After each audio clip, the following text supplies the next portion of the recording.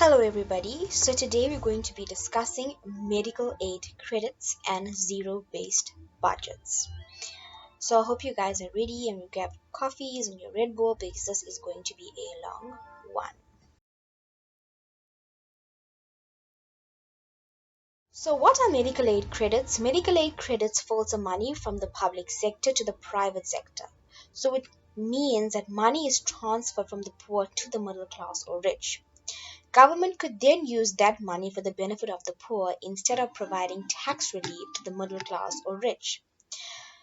So what the government decided to do is to transform what have historically been two parallel health systems, public and private, into a unified health system that serves all South Africans. This transformation is known as the National Health Insurance. Views on the National Health Insurance. Progressive universalism. Healthcare systems may become more accessible to the population and, in more specific, the poor. There will be a redistribution of wealth from the middle class and the rich to the poor, as quite frankly we know that the impact of the NHI can affect both the middle class and the rich. Mandatory prepayment of healthcare.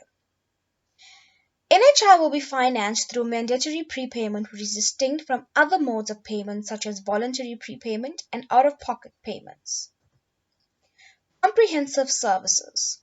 Public healthcare has a lack of resources, therefore more funding could mean that the public facilities could have access to more resources to better the facilities at the hospital. For example, more doctors, nurses, and qualified personnel.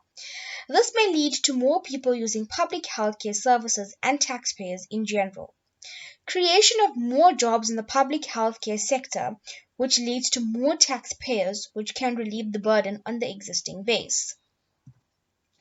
Financial risk protection. NHI will ensure financial risk protection that individuals and households do not suffer financial hardship and/or are not deterred from accessing and utilizing needed health services. Strategic purchaser. NHI will purchase services for all and will be an entity that actively utilizes its power. Single payer. All healthcare costs will be paid by NHI. Publicly administered, a single fund that is publicly administered and publicly owned.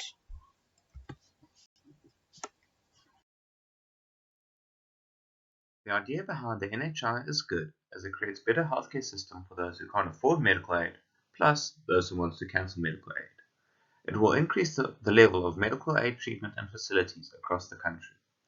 Every person earning above a set amount will be required by law to contribute. Current payment for the NHI is coming from general taxes, but in later stages, when it does get approved, there will be its own tax payment. The migration of hospitals needs to take place into semi-autonomous entities. But the question raises, how will the migration of hospitals take place when it isn't stipulated in the bill? Every person earning above a set amount will be required by law to contribute. Accreditation for healthcare providers will have to be effected into law.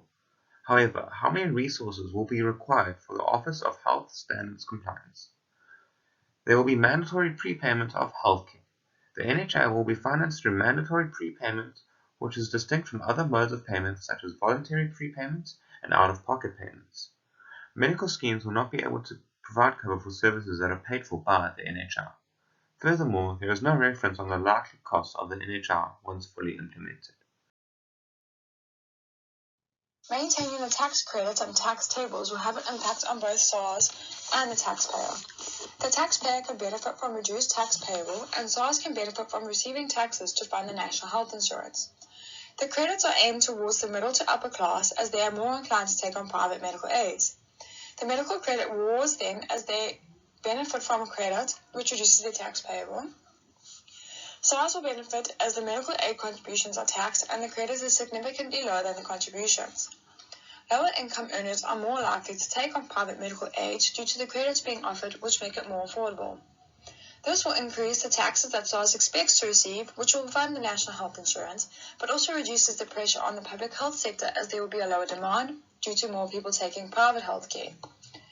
Taxes are to be redistributed to help provide for the poor or lower classes and promote equality. The public health sector is not sufficient enough to service the entire country effectively, and thus maintaining credits and tax tables means that SARS will still be getting more taxes as taxpayers' salaries increases and their premiums increase for medical aid, which increases the taxable income and tax payable, but the credits and rebates do not increase proportionately, thus more tax will be payable.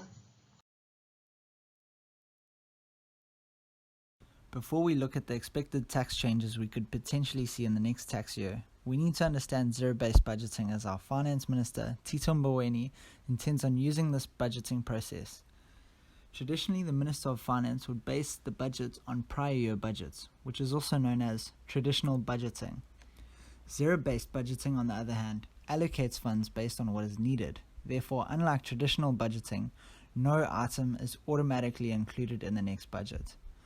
Due to the coronavirus pandemic, we are living in unprecedented times, and this zero-based budgeting seems to be an appropriate budgeting process, as the times we live in are in no way similar to previous years. There are certain costs which have raised that wouldn't ordinarily be there.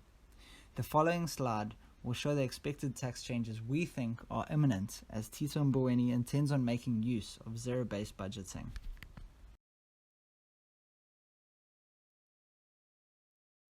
During the 2020-2021 tax year, the government expects to collect an amount of 1.21 trillion rand in taxes.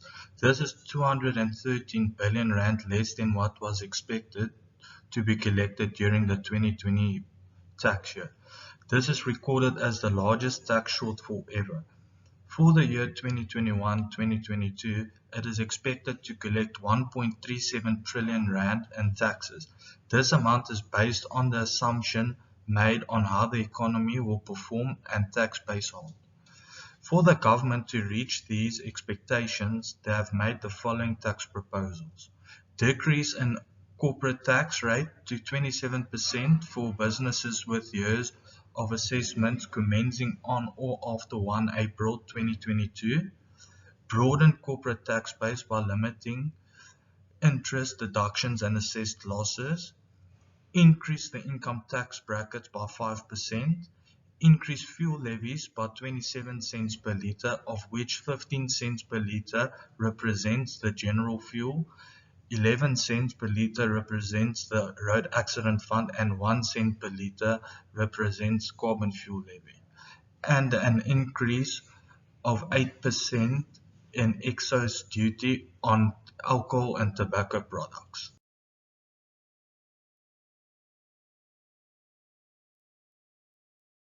Tax-specific changes you should introduce to make up a budgetary shortfall. A budget shortfall occurs when expenses, which is government spending, exceeds revenue, which is tax received. When this occurs, it is important for governments to increase taxes and decrease government spending, so as to avoid inflation. Continued budget deficits can lead to inflationary monetary policies year after year.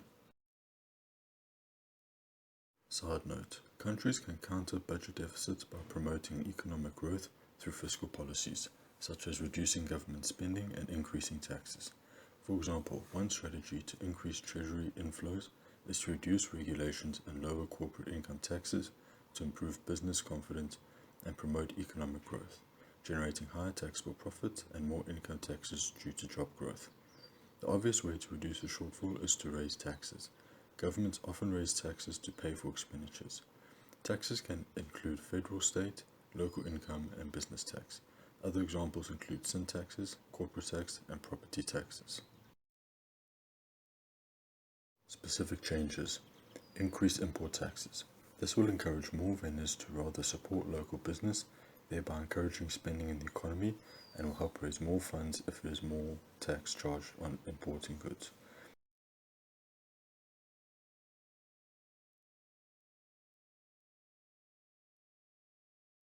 There are only two ways to reduce a budget deficit. You must either increase revenue or decrease spending. Specific changes: VAT rate increases. Increase the current rate of 15% to 16% will result in additional revenue of approximately 25 billion rand. Although the increase in the VAT rate in the 2018 budget resulted in a significant public outcry, this will help the government increase revenue and decrease the budget shortfall. Excise duties on alcohol and tobacco. The government will increase excise duties on alcohol and tobacco products by 8% in 2021-2022. This industry has quite an impact on the shortfall as seen by the cigarette ban and multiple alcohol bans during the lockdown, as the most conservative estimate of around 6 billion rand in taxes being lost from cigarette sales to date, and an estimated loss of 30 billion rand in tax on alcohol sales, yet an even greater amount when talking about the effect on the GDP and when taking into account the fourth alcohol ban. Issuing debt with bonds. The government can issue bonds to borrow money. This enables them to avoid raising taxes and provides money to pay expenditure while also stimulating the economy through public spending, theoretically generating additional tax revenue from businesses and taxpayers, thus reducing the budget deficit. Conclusion. The above were done with our holiday brains, so we hope it was acceptable and informative. Thank you for listening.